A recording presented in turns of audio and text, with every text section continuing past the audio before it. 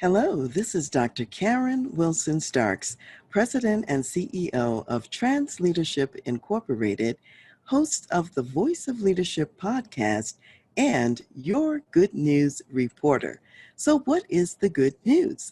The good news is that even in the absence of a coronavirus vaccine at this time, there is some treatment of promise, and it's called convalescent plasma therapy.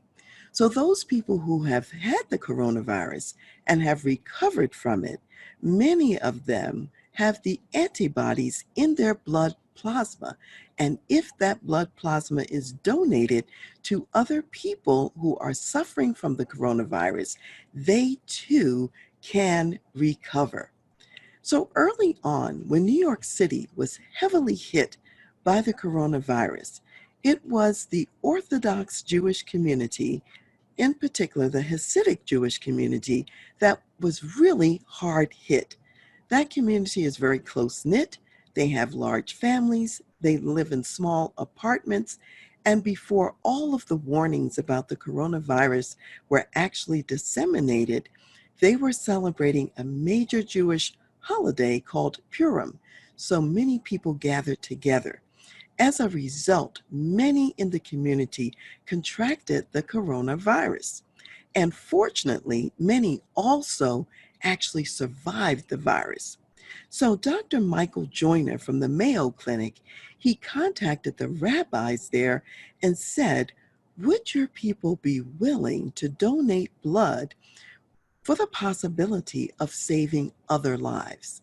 So within 3 to 4 hours, they had donated 1,000 units of blood and put that blood on a private airplane and flew it to the Mayo Clinic.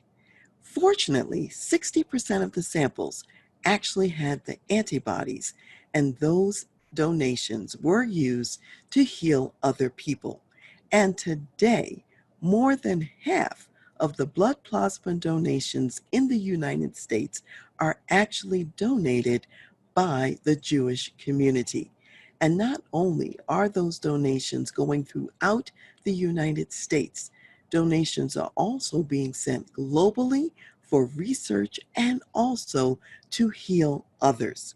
So, Rabbi Yehuda Kazira, one of the things that he said is that this is a godly mission.